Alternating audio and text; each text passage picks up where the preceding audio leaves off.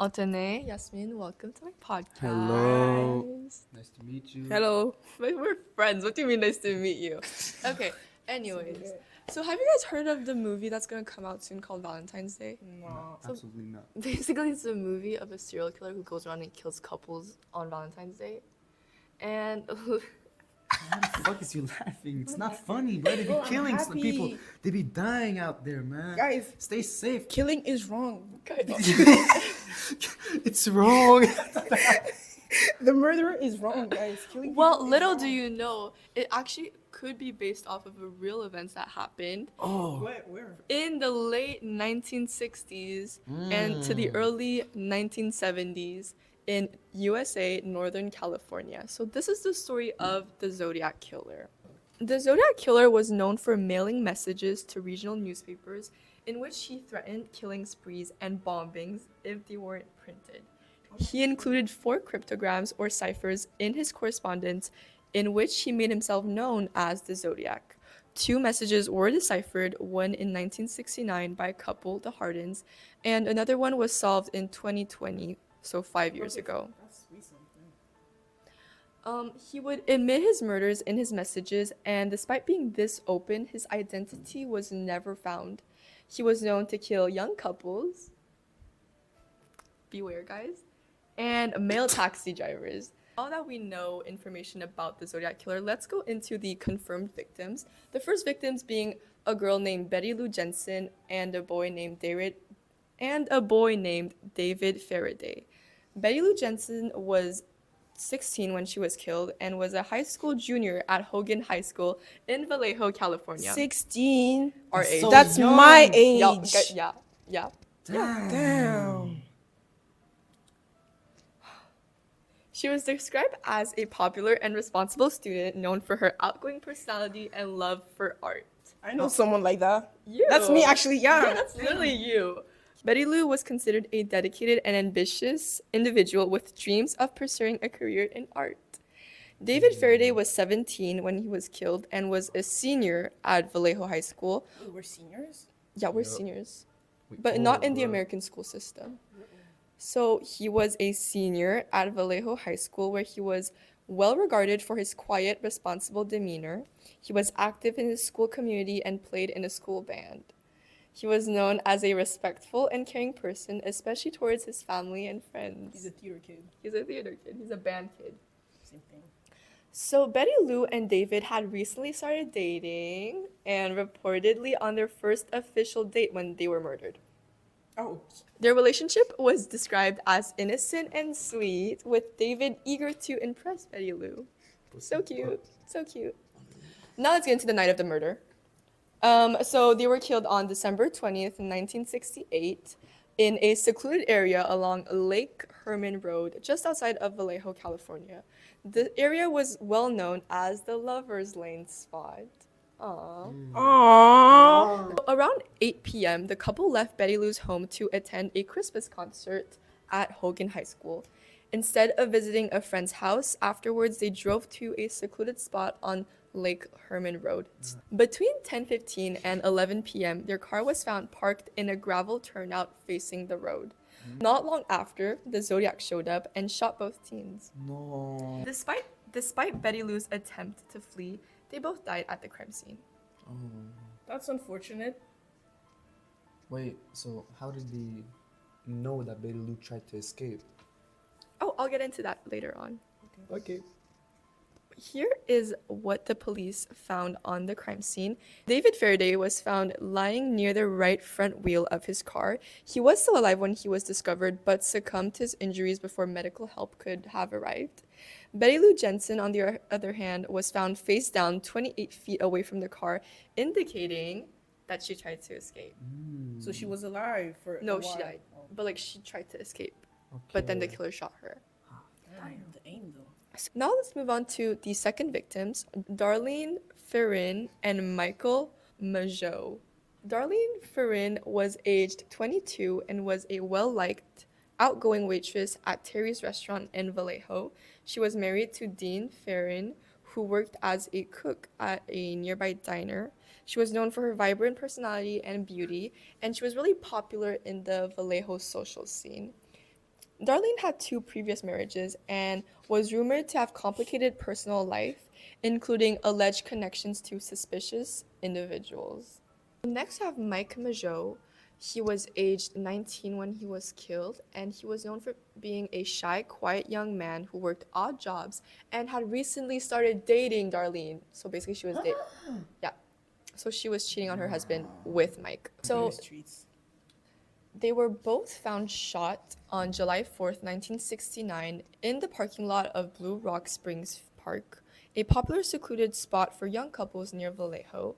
So after celebrating the 4th of July, Darlene picked up Michael at around 11:30 p.m. and the couple drove to the parking lot at Blue Rock Springs Park to talk and spend some time alone. Around midnight, another car pulled up into the lot and parked near them, but quickly drove away, only to return approximately 10 minutes later. The second time the car came back, it was parked behind theirs, and that car belonged to the killer who shot them. The couple was shot just like the first victims, and however, Michael did survive.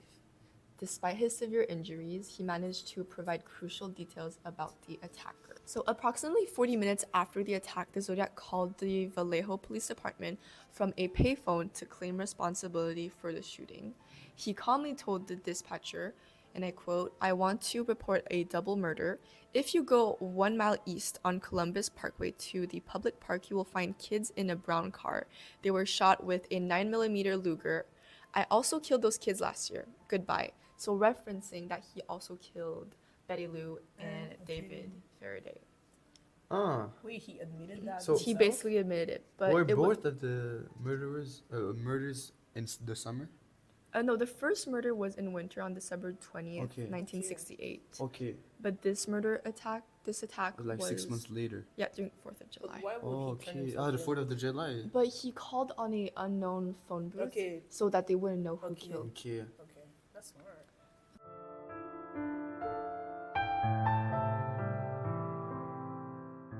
Now for the third victims, Cecilia Shepard and Brian Hartnell. Cecilia Shepard was aged 22 when she was murdered and was a student at Riverside City College.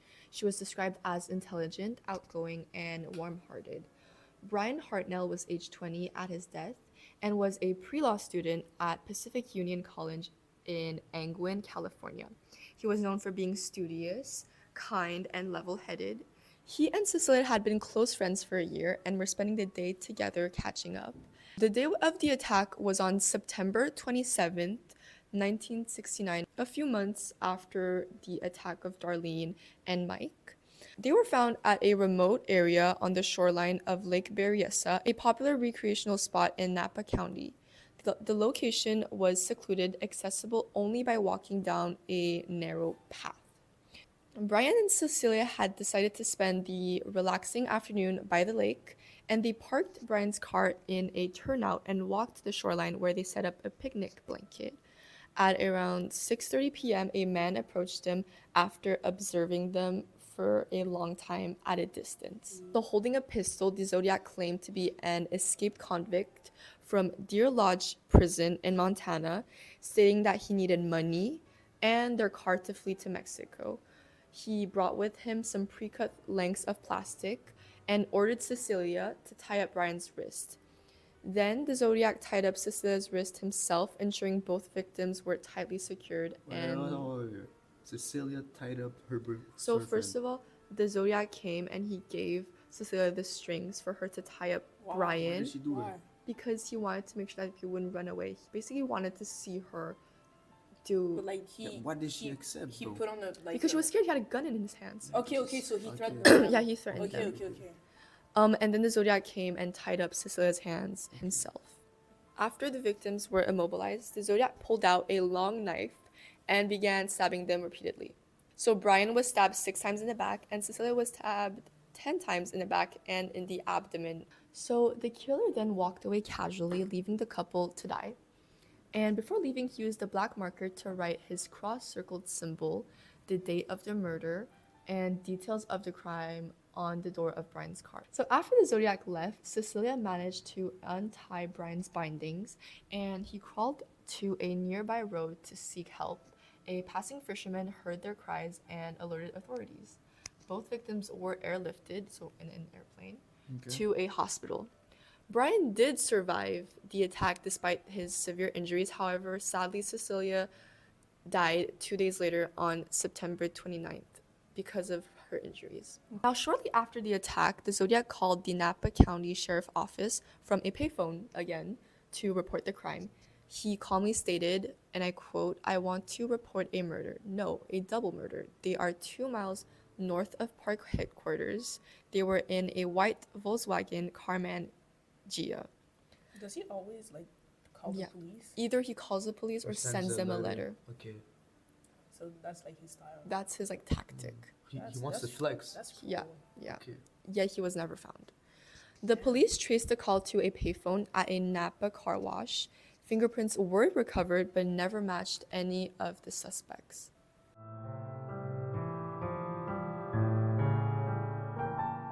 Now for the last confirmed victim, who this time isn't in the couple.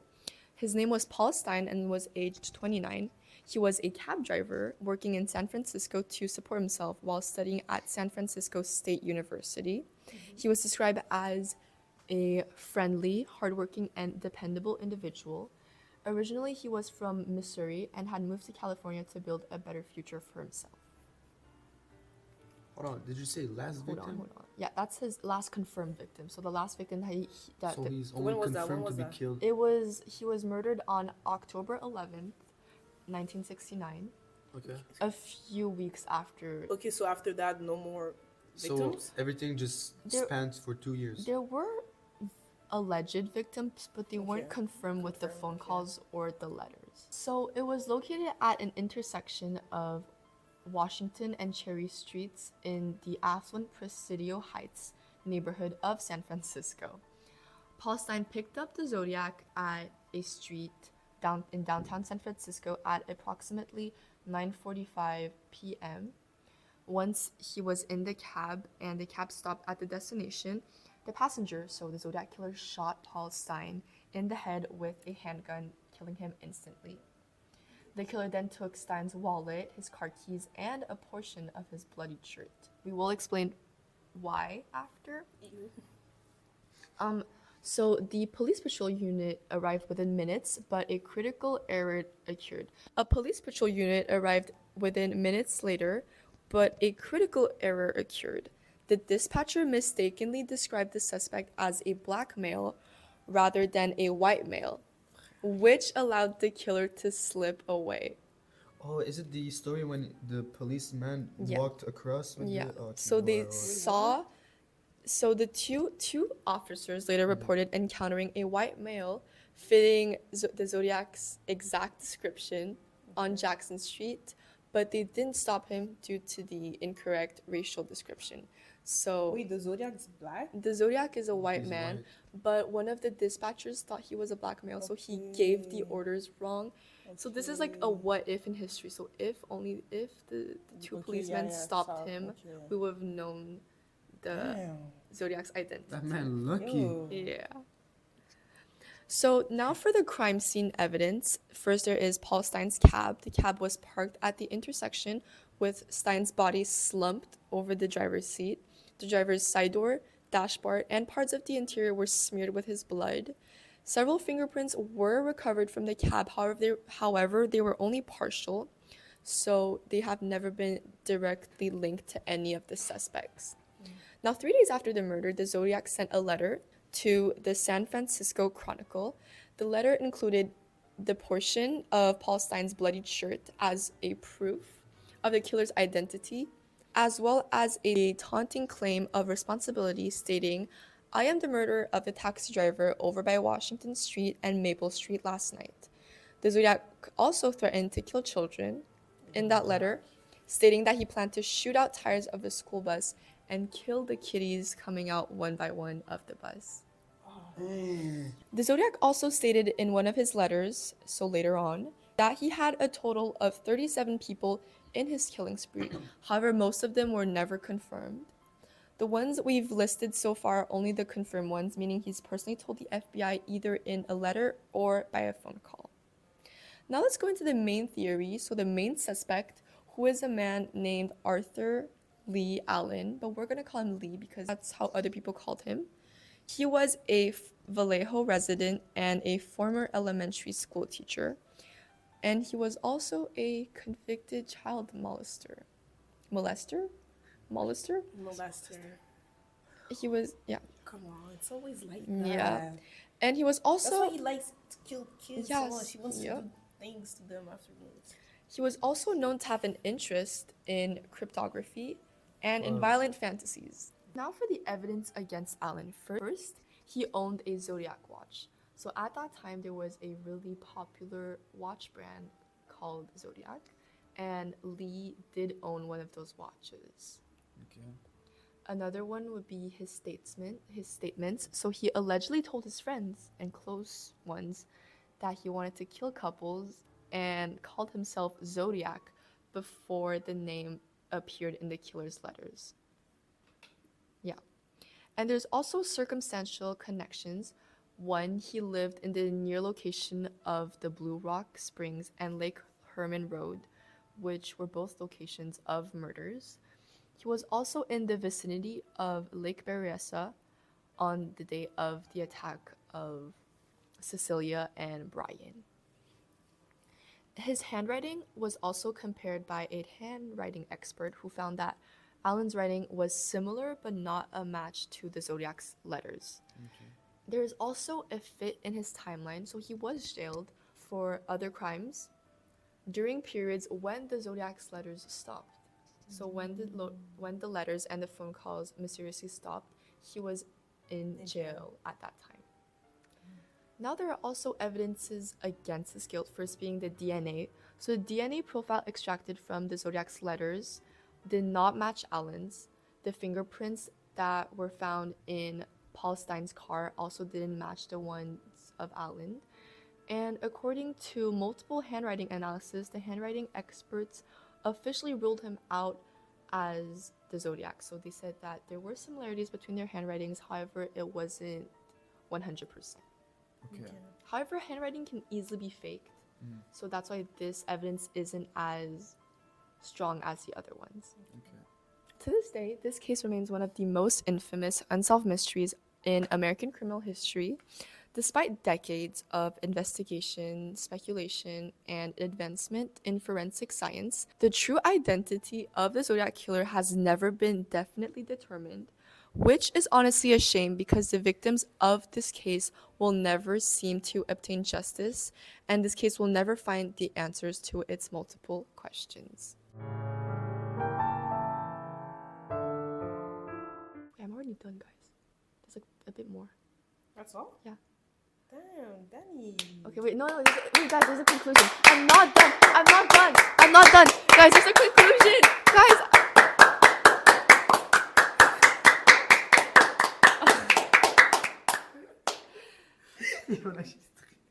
Guys, okay, can I conclude? I'm gonna be editing this. It's gonna be ear rape.